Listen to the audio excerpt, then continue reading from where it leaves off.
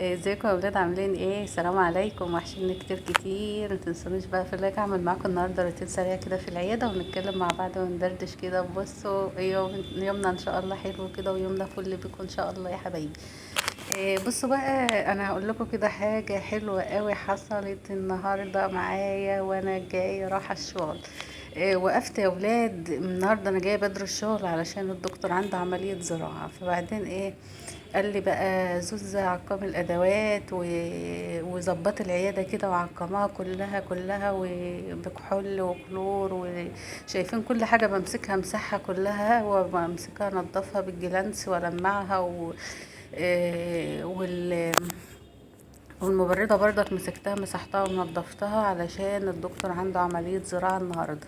يوم عملية الزراعة دي بقى ايه؟ احنا بيحصل بقى كوارث. انا بخاف من الدم بقى والحقن والحاجات دي وبقرف يا ولاد موت. بقرف يعني. انا عمري في حياتي ما اكلت عند حد. بقرف من اي حد يعني. ممكن انا ببقى محروجه اصلا اروح عند اي حد علشان لو عزم عليا بحاجه ما اكلهاش ولا اشربها من عنده، فيقول ان انا متكبره وكده. بس والله العظيم ده غصب عني.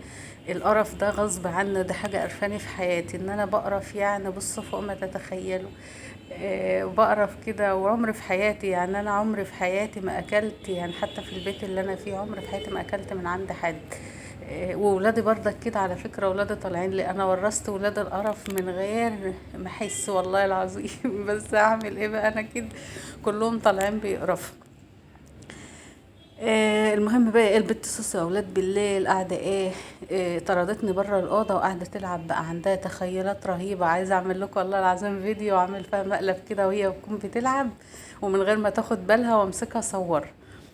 قاعده بقى ايه، جايبه ملايه السرير وماسكاها لفاها زي الساري الهندي، وقاعده تلعب بقى طول الليل، وتقول لها لو اي اغرب عن وجهي، طلقني يا لؤي. اغرب عن وجهي ايها الرجل الشرير. ايه يا سوسو؟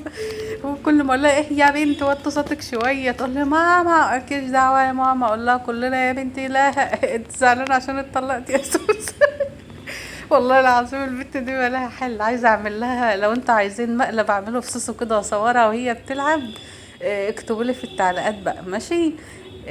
واشوف بقى لو انتوا عايزين نصورها، اكتبوا في التعليقات كده، واشوف بقى كام تعليق وكام لايك وكام اشتراك وكام تفعيل. مسكت المبردة بقى مليتها، وغسلتها كده ونضفتها الاول يا ولاد. والله العظيم الامانه اهم حاجه، مليتها من الفلتر. شوفوا اتعورت، حسدتوني. المهم بقى ايه، مليت المبردة من الفلتر ومسكتها كده، نضفتها من جوه وغسلتها وروقتها ومسكتها مسحتها تاني. وحطيت بقى الكوبايات. ما احنا مكلفين على فكرة يا ولاد، والله العظيم ما شاء الله العيادة على مستوى، والدكتور اخر فل وحلاوة. ربنا يصلح حاله يا رب ويبارك له.